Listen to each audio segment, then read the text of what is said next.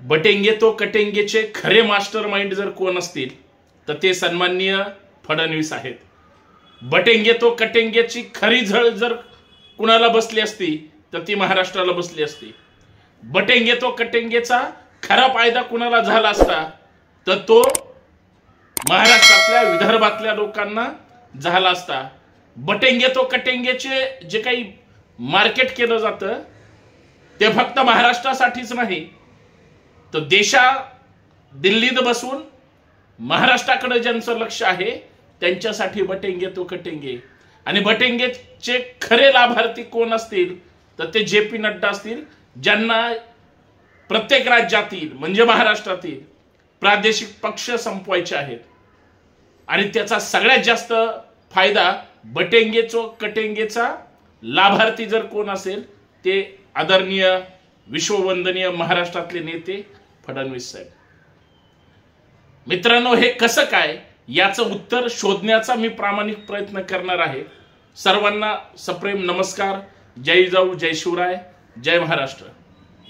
मी संतोष शिंदे, आपल्या सर्वांचं या सामाजिक विचारपीठावर मनपूर्वक अभिनंदन। विनंती एवढीच आहे, आपलं हे लाडके यूट्यूब चॅनल सबस्क्राईब करायला विसरू नका, जास्तीत जास्त शेअर करा। महाराष्ट्राच्या प्रत्येक कानाकोपऱ्यात देशात पोहोचलेल, जगभर लोक पाहतात, तुम्ही अजून चांगल्या लोकांपर्यंत पाठवा। आणि सगळ्या पक्षांचे जे अंधभक्त असतील, सगळ्या पक्षांचे जे चेले चपाटे आहेत, त्यांचा मेंदू हा खरंच गुलाम आहे का याची जर तपासणी करायची असेल तर त्या सगळ्या अंधभक्तांनी आणि चेल्या चपाट्यांनी आपला हा व्हिडिओ पाहिलाच पाहिजे। मित्रांनो, मी चर्चा करतोय बटेंगे तो कटेंगे या योगी आदित्यनाथ साहेबांच्या वक्तव्यावर। पण तुम्हाला आठवत असेल, मी 2014च्या अगोदरच्या निवडणुकांमध्ये जी आंदोलन महाराष्ट्रामध्ये होती त्याच्यामध्ये एक आंदोलन इतकं महत्त्वाचं होतं, ज्याचे नेते होते, सर्वेसर्वा होते माननीय देवेंद्र फडणवीस साहेब। ते स्वप्न पाहत होते राज्याच्या प्रमुख पदाचं, ते स्वप्न पाहत होते या महाराष्ट्राचे तुकडे करण्यासाठी, ते स्वप्न पाहत होते या महाराष्ट्राला वेगळं पाडण्यासाठी। खरं तर त्यांना असं वाटत असावं की मी जर झालोच मुख्यमंत्री तर मी स्वतंत्र वेगळ्या तुकड्याचा होईल, मी महाराष्ट्राचा होईल की नाही हे त्यांना स्वप्न त्या ठिकाणी पडत होती। पण हा महाराष्ट्र ज्या संघर्षातून उभा राहिलाय, संयुक्त महाराष्ट्राच्या चळवळीसाठी ज्यांनी आपले प्राण संपूर्ण त्या ठिकाणी सर्वस्व दिलंय, हुतात्मे झालेत, मुंबईमध्ये मुंबईकरांना आणि खास करून मराठी माणसाला विचारा, संयुक्त महाराष्ट्राच्या या लढ्यामध्ये किती शेकडो लोक शहीद झाले, त्यांनी या महाराष्ट्रासाठी प्राण दिले। आणि राज्यात असे सुद्धा काही महाराष्ट्रात नेते आहेत ज्यांना महाराष्ट्र तोडायचा होता। मग बटेंगे तो कटेंगे याचे पाळमुळं जर शोधायचे असतील तर ते देवेंद्र फडणवीस साहेबांच्या नेतृत्वाखाली सुरू असणाऱ्या 2014च्या अगोदरच्या आंदोलनामध्ये होते। तुम्ही काही फोटो पाहिले असतील किंवा त्यांच्या बऱ्याच अशा काही घटना आहेत ज्या तुम्हाला मान्यच करावे लागतील। योगी आदित्यनाथ तर आत्ता बोलतायत हो, आणि आमच्या महाराष्ट्रात हे चालतच नाही। आम्ही या देशाचं संविधान मानतो, लोकशाही मानतो, सगळ्या जाती धर्माची लोक एक संघ मानतो, त्याला आम्ही भारतीय म्हणतो। यांच्या मनवादी संकल्पनेतून फक्त बटेंगे आणि कटेंगे याच्यासाठी मताचं ओट जिहाद या लोकांना करायचंय म्हणून हे अशा वल्गना करतात। त्यांच्यासाठी हा व्हिडिओ त्यांनी बारकाईने डोळे ठेवून पाहण्यासारखा आहे। मित्रांनो, मी मगापासून पंतांबद्दल बोलतोय, देवाभाऊंबद्दल बोलतोय। महाराष्ट्रामध्ये देवाभाऊंनी महाराष्ट्राचे तुकडे करायचं ठरवलं होतं आणि ते आपल्याला शहाणपणा म्हणजे शिकवण्याचा प्रयत्न करतायत, सांगण्याचा प्रयत्न करतायत, त्या वाक्यांचं समर्थन करण्याचा प्रयत्न करतायत। एवढंच नाही, त्यांची जी काही बाकीची लोक आहेत, कार्यकर्ते मंडळी आहेत, ते सुद्धा त्या वाक्याचं समर्थन करतात। आणि तिकडं त्यांची लोक परदेशात जाऊन सेटल होतात। आमच्या पोरांना फक्त यांचे झेंडे त्या ठिकाणी वागवायला, झेंडे फडकवायला किंवा सतरंजा टाकायला लावतात। त्यांचा प्रणय असेल किंवा त्यांचे सगळे प्रसाद वगैरे सगळी मुलं असतील ते परदेशात उच्च शिक्षणासाठी इथल्या बहुगर्दीत अडकवायचे नाहीत, आणि इथं मात्र केशव माधव सदाशिव हे वृद्धाश्रमात असतात आणि आम्हाला हे सांगतात बटेंगे तो कटेंगे. मित्रांनो, मी महाराष्ट्राच्या तुकड्याबद्दल चर्चा करत होतो, आणि या बटेंगे तो कटेंगे या वाक्याचे खरे जर सूत्रधार कोण असतील तर ते फडणवीस साहेब आहेत. हे असं का म्हणलो?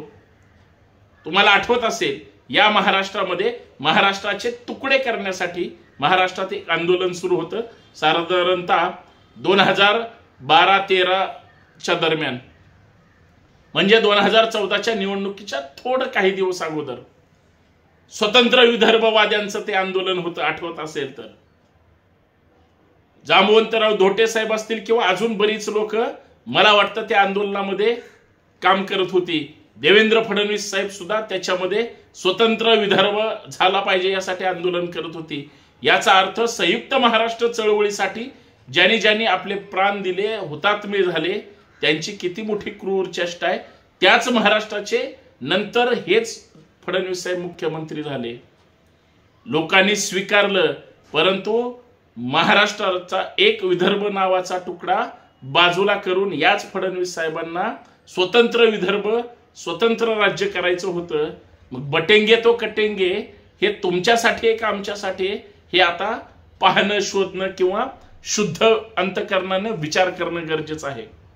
या देशामध्ये वेगळे वेगळे तुकडे केले जातात, सामाजिक, धार्मिक, वैचारिक किंवा अजून आर्थिक बाबतीत सुद्धा, परंतु या जमिनीशी नातं असणाऱ्या माणसालाच विभक्त करायचं एक आंदोलन फडणवीस साहेबांनी चालवलं होतं. मग सांगा, बटेंगे तो कटेंगेच्या जे काही शेंगा झोडण्याचं काम होतंय महाराष्ट्रामध्ये सध्या, ते कोण करतंय, कुठला पक्ष करतोय आणि कुठला महाराष्ट्रातला एक नंबरचा नेता त्याचं समर्थन करतोय. खरं तर बटेंगे तो कटेंगे या वाक्याच्या म्हणजे धज्जिया उडादी असं म्हणलं तरी हरकत नाही, कारण जे देवेंद्र फडणवीस साहेब त्याच 2014च्या दरम्यानच्या काळात म्हणत होते, भले काही झालं तरी हरकत नाही, परंतु आम्ही राष्ट्रवादीशी युती करणार नाही. त्याच फडणवीसांनी नंतर अजितदादांना सोबत घेऊन युती केली. हे काय वेगळं सांगायची गरज नाही. म्हणजे फडणवीस बोलतात एक आणि करतात एक, हे महाराष्ट्राला माहिती आहे. त्याच अजित पवारांनी सांगितलं बटेंगे तो कटेंगे हे आम्हाला चालणार नाही, महाराष्ट्रात हे चालत नाही. तिकडे युपी बिहारीवाल्याने तिकडे बघायचं, युपीचे मुख्यमंत्री महाराष्ट्रात येऊन जर अशा शेंगा झोडत असतील तर आम्हाला ते मान्य नाही. स्वतः भाजपच्या आयुष्य घालवलेल्या पंकजा मुंडे सुद्धा त्या वाक्याचा विरोध करतात. मला एवढंच सांगायचंय की ही सगळी मंडळी महाराष्ट्राला तोडण्यासाठी, बदनाम करण्यासाठी किंवा ह्यांची वेगळी निवडणुकीच्या काळात किंवा निवडणुकीच्या अगोदर वेगळ्या स्ट्रॅटेजी ठरतात आणि महाराष्ट्राला वेड्यात काढण्याचं किंवा महाराष्ट्रातल्या मायबाप जनतेला वेड्यात काढण्याचं काम करतात. हे सुद्धा समजून घेणं गरजेचं आहे. परंतु एक गोष्ट लक्षात ठेवा, ना मराठवाडा वेगळा होऊ देणार, ना विदर्भ वेगळा होऊ देणार. हा महाराष्ट्र एक आहे, एक संघ ठेवण्याचा तुमचा माझा त्या ठिकाणी पण असेल. अरे हा छत्रपती शिवरायांच्या पदस्पर्शानं पावन झालेला महाराष्ट्र आहे, आणि त्या महाराष्ट्राचे तुकडे जर कोण करण्याचा प्रयत्न करत असेल आणि ते आता जर सांगत असतील की तुम्ही वेगळे झाले तर तुम्ही कापले जाणार, याचा अर्थ बटेंगे तो कटेंगे म्हणजे काय? आता या सगळ्या गोष्टीमध्ये महाराष्ट्रापासून स्वतंत्र विदर्भच वेगळा केला असता, तुकडा पाडला असता, तर याला जबाबदार कोण होतं याचा सुद्धा विचार होणं गरजेचं आहे. म्हणून मायबाप जनतेने कुठल्याही बाहेरच्या परप्रांतीय नेत्यांच्या वाक्यावर भूलतापांना बळी न पडता विनाकारण आपल्या लोकांमध्ये विष कालवण्याचा प्रयत्न करू नये. हा महाराष्ट्र, हा देश आपल्यासाठी सर्वोच्च आहे, सर्वप्रथम आहे. विनाकारण सामाजिक विद्वेष निर्माण करून तुमच्या कायमस्वरूपी भाकरी त्या ठिकाणी भाजल्या जातील, तुमचं भलं होईल पण समाजाचं नुकसान होईल, हे नेत्यांनी समजून घेतलं पाहिजे. मला एवढंच सांगायचं होतं, त्यांचं ते वाक्य त्यांच्या हितासाठी आहे, आपल्या हितासाठी नाही. आणि ओट जिहाद वर बोलतात, सोयाबीनचे भाव एवढे पाडले गेले, कांद्याचे भाव एवढे वाढवले गेले, शेतकऱ्याला काही मिळालं नाही, उद्ध्वस्त झाला. मग ते स्टॉक करणारा तो शेतकऱ्याच्या विरोधात केलेला जिहाद नाही का? सगळे प्रश्न प्रलंबित आहेत. महागाई, बेरोजगारी हा सुद्धा कसला जिहाद आहे? महिलांच्या सुरक्षेचे 3-13 वाजलेत, हा कसला जिहाद आहे? याच्यावर सुद्धा उत्तर दिलं पाहिजे. बटेंगे तो कटेंगे हे तुमच्या स्वार्थासाठी आहे, आमच्या नाही. धन्यवाद. एक आहोत, एकच राहू. जय हिंद, जय महाराष्ट्र, जय भारत.